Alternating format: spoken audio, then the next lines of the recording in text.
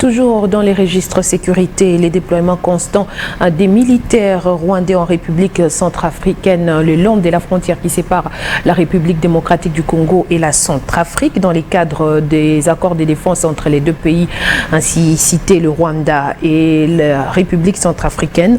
L'ambassadeur de la République démocratique du Congo à Bangui a alerté sa hiérarchie pour des dispositions utiles car c'est à partir de l'Ouganda que Bunagana est tombé entre les mains du terroriste du M23. Le maître Alfred Dibandi pense que la RDC doit s'inquiéter. Je propose de l'écouter. Il a été interrogé par John Zati. Nous avons toutes les raisons de nous inquiéter parce qu'aujourd'hui l'ambassadeur en parle. Nous nous sommes montrés et on a alerté par certains canaux de sécurité de cette situation depuis le mois de janvier. Il faut dire que le Rwanda, qui a joué à une diplomatie à la victime, nous a en même temps attaqué au sein de la MINUSCA. La MINUSCA qui est aujourd'hui dirigée par une Rwandaise.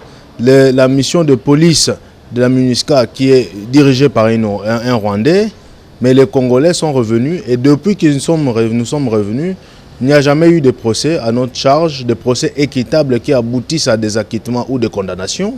On a suivi cela depuis 2016 et à présent, nous sommes très étonnés de constater que cette amitié qui part des coopérations en matière militaire, mais pas seulement parce que le président rwandais a utilisé sa stratégie d'acquisition de terres à l'étranger sous le format d'une aide à la jeunesse et aux femmes pour avoir 12 000 hectares le long de la frontière.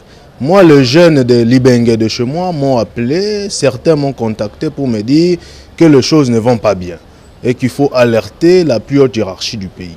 Alors nous sommes très inquiets et ici, j'en appelle à la volonté du chef de l'État qui est très manifeste pour qu'il puisse mettre fin à cela. Je crois que l'ambassadeur qui aujourd'hui en parle et sort de son silence conforte un peu notre position pour la signature des accords de sécurité, mais aussi met en évidence l'hypocrisie des Nations Unies que nous avons toujours tant décriée à charge de la RDC.